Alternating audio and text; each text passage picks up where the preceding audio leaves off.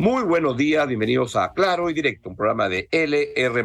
Hoy quiero conversar con ustedes sobre lo que está pasando en varios lugares del mundo, porque hay más cosas que pasan en el mundo, no solo en el Perú, mientras lo que hace Pedro Castillo. Y el programa se llama Mientras Pedro Castillo destruye el Perú, en el mundo pasan más cosas. Voy a hacer algunos comentarios de cosas importantes que están pasando en diversas partes del mundo. Antes, quiero contarles que poder ampliar el acceso a Internet y promover la digitalización posibilitará que más peruanos y peruanas accedan a sus derechos básicos en educación o salud.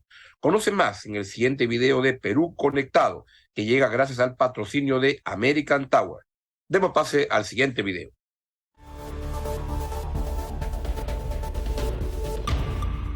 Durante la pandemia, un grupo de niños y niñas pertenecientes a la comunidad de Huaylayoc en el distrito de Mara, provincia de Cotabambas, en Apurímac, tuvieron que recorrer varios kilómetros para poder llegar a una cima y encontrar señal.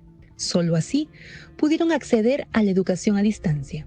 En tanto, según la encuesta El Cáncer No Espera, más del 60% de pacientes oncológicos retrasaron o suspendieron su tratamiento entre el 2020 y 2022, debido a la falta de alternativas como la teleconsulta o el monitoreo remoto. Muy bien, muchas gracias a American Tower, muy interesante este video. Vamos al tema al cual los convoco el día de hoy. Este domingo hay un plebiscito en Chile que es muy importante porque se va a someter a la opinión del ciudadano, de los ciudadanos, la decisión sobre la nueva constitución que se ha preparado en el país de Chile, luego de procesos muy turbulentos, con mucha carga política, con mucha inestabilidad en los últimos 3 años, desde antes de la pandemia. Se produjeron una serie de manifestaciones muy intensas, muy potentes en Chile, que generaron un proceso que terminó con la elección del presidente Gabriel Boric en Chile y el proceso que se convocó antes de un proceso electoral. Le voy a dar con carácter de exclusiva en el Perú una encuesta que no se puede pasar en Chile porque en Chile hay un periodo de veda, igual que hay en el Perú, de encuestas que no se pueden revelar. Pero como me han llegado a mí y las difundo en el Perú, pues las difundo para beneficio de mi audiencia. Y es una encuesta que viene de la organización Activa, se llama Activa, es un documento, ahí aparece además un documento que dice documento confidencial, no se puede divulgar de acuerdo a la ley orgánica Activa Research, pero en el Perú yo lo hago. Y es una última encuesta de cómo vendría la votación para este domingo en el plebiscito constitucional en Chile. Los que aprobarían el plebiscito de salida para una nueva constitución este domingo, los que aprobarían son el 32.7%. Los que rechazarían son el 48.9%. Hay, sin embargo, un porcentaje importante, 13.2%, que todavía no sabe cómo cómo decidir su voto. Si se suma los 32 más los 13, pues no alcanzan el 48% de los que están rechazando, pero como sabemos, en estas cosas, pues nada está dicho hasta que se llega al momento final. Y uno puede ver, y pongamos por favor la siguiente encuesta de esta institución que se llama Activa, pues lo que se ve es cómo ha ido evolucionando el voto, y ahí se va viendo cómo al comienzo, hacia el año pasado, eran más los que decidían, los que iban por rechazar la Constitución, por aprobar la Constitución. Eso ha ido cambiando hasta el momento actual en que llegamos al 48.9% de ciudadanos chilenos y chilenas que estarían a favor de rechazar el proyecto constitucional y de 32.7% que lo estarían aprobando. Vinculado a Chile, acaba de aparecer la portada de la revista Time. Si la pueden poner, por favor, aparece el presidente chileno, Gabriel Boric, una entrevista bastante complaciente, debe decirse, al presidente chileno, donde lo presenta como la nueva guardia.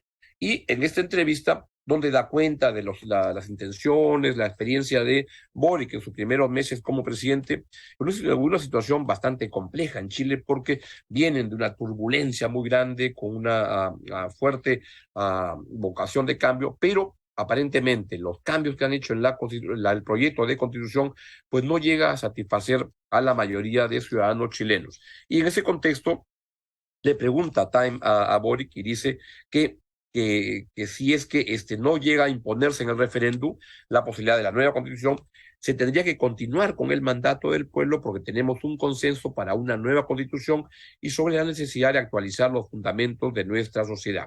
Es lo que el gobierno, es lo que como gobierno debemos hacer, el pueblo lo ha decidido. Vamos a ver cómo camina Chile este domingo, pero si esta encuesta es correcta, lo que ocurriría es que va a suceder que se va a rechazar el proyecto preparado por la convención que ha trabajado en el último año para armar esta nueva constitución. Es lo que está pasando en Chile. Cambiamos y de Chile nos vamos hasta Cuba. Y en Cuba leí hace 2 días una estupenda entrevista a un estupendo escritor que es Leonardo Padura. Pueden poner por favor la portada que aparece en la revista semanal del diario El País. Leonardo Padura es un gran escritor, un tremendo escritor, muy conocido por unas novelas de policiales, donde habla siempre del detective Mario Conde, el hombre que amaba a los perros. De repente esta la han escuchado, les recomiendo mucho, es un gran escritor, un gran novelista, y en esta entrevista habla sobre su nueva novela y cómo qué significa vivir en Chile, en Cuba, perdón. Y lo que sostiene cuando le preguntan cómo cree que se recibirá, todavía pongan la foto anterior aún, cómo cree que se recibirá en Cuba esta novela, Leonardo Padura, el gran novelista, dice, como siempre, no se le hace promoción, no salen comentarios en la prensa, si hago alguna presentación pública no se anuncia, hay una reacción oficial de desconocerme y hay una reacción de los lectores, que es lo que más me interesa, hasta ahora siempre muy favorable.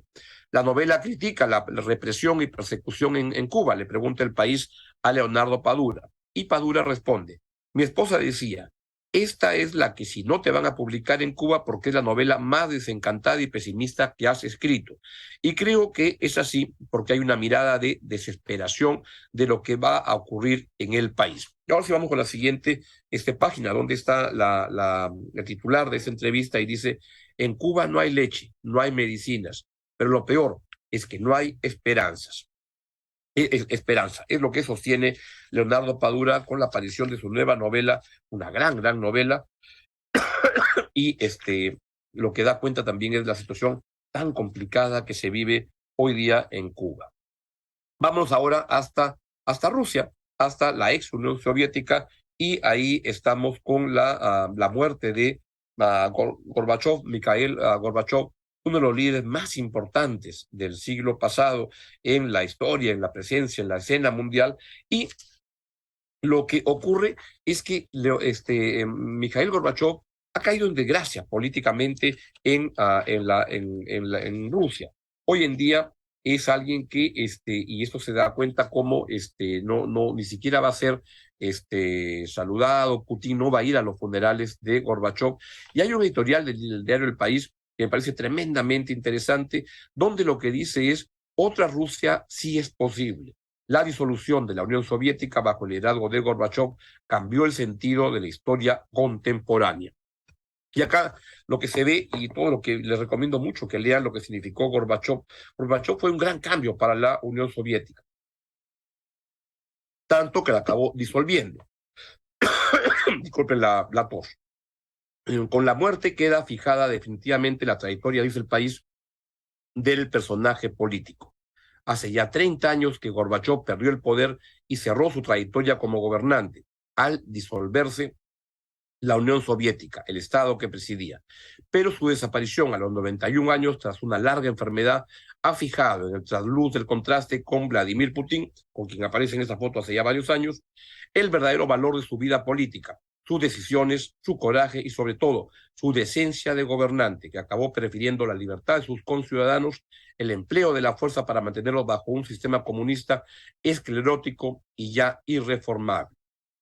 El balance histórico, sigue El País, habla de todo lo que hizo a Gorbachev en 7 años muy cortos de liderazgo, pero muy intensos, donde emprendió el desarme nuclear, sacó a las tropas de Afganistán, permitió la emigración en masa de ciudadanos judíos a Israel, liberó a los disidentes y empezó lo que más popularmente se asocia con su mandato, las reformas políticas y económicas de la perestroika. Sin demasiada fortuna, y la libertad de la glasnost, la transparencia que irrumpió en la opacidad del régimen soviético. Rompió con la doctrina de Brezhnev de la soberanía limitada, de forma que se abrieron transiciones democráticas en regímenes comunistas como los de Polonia, Hungría o la República Democrática Alemana. Dio luz verde a la unificación alemana dentro de la Alianza Atlántica, disolvió el Pacto de Varsovia, la alianza militar enfrentada a la OTAN y el Comecon, el falso mercado común socialista. Con él acabó la Guerra Fría, cayeron el muro de Berlín y el telón de acero, y Europa recuperó su unidad. Es todo lo que Putin es lo contrario. Lo que está haciendo Putin hoy día es tratar de recuperar, de jalar y volver a recomponer esa Unión Soviética, y comparado con un líder decente, honesto. Vean que leí en estos días que cuando llega Yeltsin, el que lo reemplaza a Gorbachev, quien postula una elección y le va muy mal, saca solo 0.5% en la elección, y entonces comienza la decadencia política de Gorbachev. Hizo mucho bien por liberar a los ciudadanos de la Unión Soviética, pero la gente todavía aspiraba a este gran imperio y todo eso, y entonces, entre otras cosas, él tenía una pensión como expresidente de 4.000 rublos, que en el tiempo se fueron, la inflación lo fue comiendo, y pasó a ganar solo $2 al mes. Y luego había una especie de sensación en un sector de los rusos que sentían que Gorbachev había sido un traidor porque había permitido la disolución de la Unión Soviética. Termina el editorial del País, que me parece muy interesante, diciendo que habrá que esperar todavía a que se asiente el polvo de las batallas para que el balance de Gorbachev adquiera toda su dimensión en la propia Rusia, pero es sólido e indiscutible su legado de libertad y de respeto, como lo ha sido hasta el último momento su actitud esperanzada ante el futuro y la juventud que debe protagonizarlo. Pongamos, por favor, la otra foto que había seleccionado. Ahí está. Es una entrevista que le hicieron el año pasado en el País a Gorbachev, y dice, no te dejes llevar por los viejos esquemas, sé joven.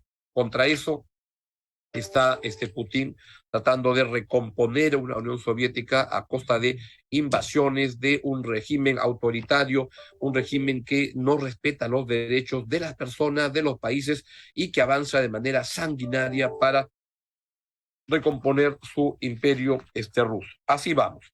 Y mientras eso ocurre, pues en el Perú hay algunos que añoran este tipo de sistema, desde ese esquema autoritario hasta Cuba, y está, pues, por ejemplo, el plan de gobierno de este señor Vladimir Cerrón, que se crea una especie de Fidel Castro del Ande, pero la verdad, si ustedes leen ese documento, yo se lo recomendaría que lo lean, yo lo tengo a la mano siempre. Es un mamarracho que lo que pretende es organizar, establecer una sociedad comunista en el Perú, añorando esas cosas. La verdad que es un desastre, pero de alguna manera estas cosas van sirviendo para un gobierno como el de Pedro Castillo, que avanza entre la mediocridad y la corrupción.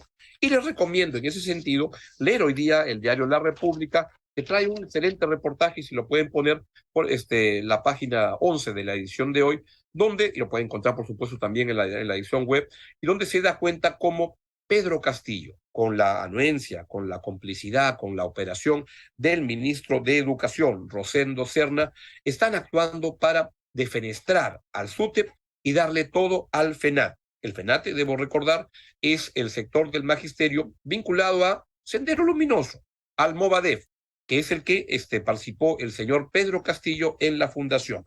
Y lo que trae este reportaje, que tiene muy buena información, es que da cuenta de cómo el gobierno y el FENATE acuerdan el control de la derrama magisterial y revisar el currículo. Lo que sostiene este artículo, esta investigación, este reportaje preparado por Carlos Paucar, dice: el gobierno de Pedro Castillo ha dado un paso más para dejar de lado al tradicional y más grande sindicato magisterial del país, y ha acordado una serie de compromisos con el gremio rival, la FENATE Perú, que fue fundada en el año 2017 entre otras personas, Pedrito Castillo. Y entonces han llegado a una reunión el 30 de agosto, han llegado hasta ahorita nomás, el martes, anteayer, en una reunión donde participó el ministro de Educación, Rosendo Serna, quien deberá ser recordado por esto, de cómo se dedicó a tirarse abajo al SUTEP para favorecer al FENATE, al FENATE Perú, de vinculación con Sendero Luminoso, del cual viene Pedro Castillo, y una veintena de representantes. Este gremio participará activamente en las regiones, etcétera, etcétera. Lo que sostiene acá es que lo que buscan es darle el control del SUTEP a este FENATE, darle el control de la rama magisterial, y agregan algo interesante, que es interesante en un gobierno que, como el de Pedro Castillo, que combina la mediocridad con la corrupción, de lo que buscan es apoderarse del capital de la derrama que bordea los 3.000 millones de soles. Ese es su principal motivo. Hay desesperación porque vienen actuando ilegalmente, han usurpado funciones, violentado el ordenamiento jurídico para apoderarse de la derrama magisterial. No debería sorprender en un gobierno como el de Pedro Castillo, que combina con mucho éxito la mediocridad con la corrupción, porque es lo que está ocurriendo. No en vano, su hija ya está en una prisión preventiva por 30 meses, pronto lo estará su esposa, mientras Pedro Castillo, que es el organizador de este festín de asalto, sigue muy campante como presidente de la República, pero ojo, buscando disolver y avanzar en destruir el país. Porque, y a eso quería llegar también, les recomiendo, disculpen el cherry, mi columna de hoy día se trata el tema de el Estado que Castillo está destruyendo. Y acá lo que está ocurriendo es que hubo un comentario de la CEO de Capitalismo Consciente, María Cecilia Villegas, hace poco, que dijo que el Estado estaba más allá de San Isidro, Miraflores o La Molina, no hay Estado. Uno se va a San Juan del Lurigancho y no se puede considerar que ahí hay Estado, ahí no hay reglas, ni orden, ni nada. Es sin duda una exageración, pero es una hipérbole que es muy útil para enfatizar el problema de la ausencia del Estado peruano en rubros tan fundamentales como salud, educación, justicia, seguridad, y donde esto está para muy poquitos, en zonas modernas, ricas, y está comprobado que hay más Estado en las zonas donde tienen una situación económica más alta. El Estado va desapareciendo, se va diluyendo a medida que se va avanzando hacia las zonas más pobres del país, tal como ocurre, valgan verdades, en todas las sociedades en desarrollo, las subdesarrolladas. Un país desarrollado, en cambio, es una sociedad donde se le puede dar igualdad de buena calidad de vida. Y lo que está ocurriendo es que ese Estado, el Perú, requiere, es lo que quiero plantearles, requiere mucho más Estado del que tenemos ahora, que no significa necesariamente un Estado como el que planea, el que aspira, con el que sueña Vladimir Cerrón, o con el que ya no sé por qué cosa estará en la cabeza del presidente Pedro Castillo. Aspira Castillo a un Estado con empresas, etcétera, que quiere la Empresa Nacional del Cobre. Es un Estado que debe dedicarse a mejorar la calidad de los ciudadanos. Y eso requiere un Estado inteligente, que sepa vacunar, que sepa comprar la uria, que sepa atender necesidades básicas. Eso es lo que se requiere, y no estar soñando con ese Estado autoritario, ese Estado violentista, como el que sueña Vladimir Cerrón, como el que no sé qué cosa sueñe, pero a veces quiere copiar el señor Pedro Castillo, que anda pensando en lugares como Cuba, etcétera. Y en ese contexto, pues me llamó la atención el ver cuáles son los argumentos. Anteayer estuvo el jefe del INPE en el Congreso, y esta intervención de la congresista Juárez me pareció interesante sobre los trabajos que ha hecho Antauro Humala en la cárcel para merecer esta reducción de la pena. Entre otras cosas, Antauro es un experto en Hello Kitty. ¿No lo cree? Escúchenlo. Y acá nos alcanzan el libro de planillas de control educativo del interno Antauro Humala. Entonces, acá lo que vemos es que, por ejemplo, en el establecimiento penitenciario Virgen de la Merced, el interno Antauro Humala, obtiene este beneficio porque, de acuerdo a la capacidad lograda, por ejemplo, logra combinar colores. Esto dice, ¿no?, que esto es parte del trabajo que él ha hecho, ¿no? Luego dice que también en el penal Virgen de la Merced, en el año 2018, la capacidad lograda de parte de Antauro Humala es la preparación de postres. O sea, ahora sabemos que él ya sabe preparar postres, ¿no? Entiendo.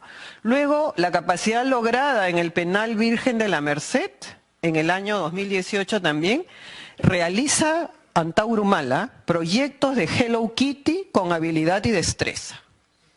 Eso es digamos, lo que ha significado que él pueda salir rápidamente porque ha logrado estos objetivos, ¿no? Yo no conozco la realidad penitenciaria y lo reconozco públicamente, pero la verdad es que esto parece poco serio, señor presidente. Parece poco serio que la verdad se le haya dado libertad a una persona que asesinó a 4 policías por aprender a hacer dulces navideños, ¿no? Parece poco.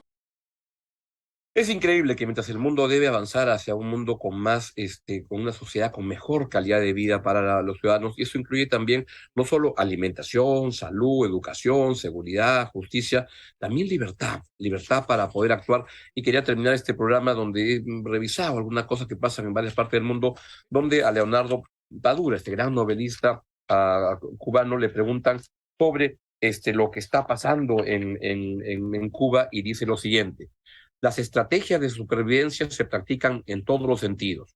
Mi libro anterior circuló en un PDF pirata. Eso, que puede ser un problema para un escritor, en Cuba es para mí una bendición, porque es la única manera de llegar a un público más amplio. Cuba es el único país de la lengua española donde en las librerías no están mis libros. Y acaba diciendo, sí, es muy duro, y te estoy hablando desde la perspectiva de un privilegiado, porque soy un escritor que vive de sus derechos y porque hago el trabajo que me gusta. Y además, con mi dinero lo generan mis libros que se venden fuera de Cuba, tengo una condición económica mejor. Pero mientras eso ocurre, mientras en el mundo hay ejemplos de cómo se recorta la libertad, de cómo se llega a situaciones muy complicadas en calidad de vida, en el Perú es sorprendente que haya gente que quiera revivir ese tipo de esquemas. Bien, es todo lo que les quería comentar el día de hoy. Les deseo que tengan un estupendo día y les termino diciendo que poder ampliar el acceso a Internet y promover la digitalización posibilitará que más peruanos y peruanas accedan a sus derechos básicos en educación o salud. Y pueden ver este video de Perú Conectado que llega con el patrocinio de American Tower. Veámoslo, por favor.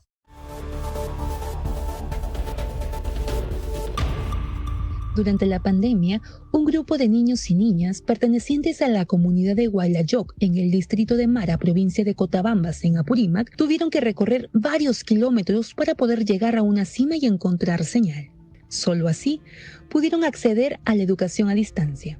En tanto, según la encuesta El Cáncer No Espera, más del 60% de pacientes oncológicos retrasaron o suspendieron su tratamiento entre el 2020 y 2022, debido a la falta de alternativas como la teleconsulta o el monitoreo remoto.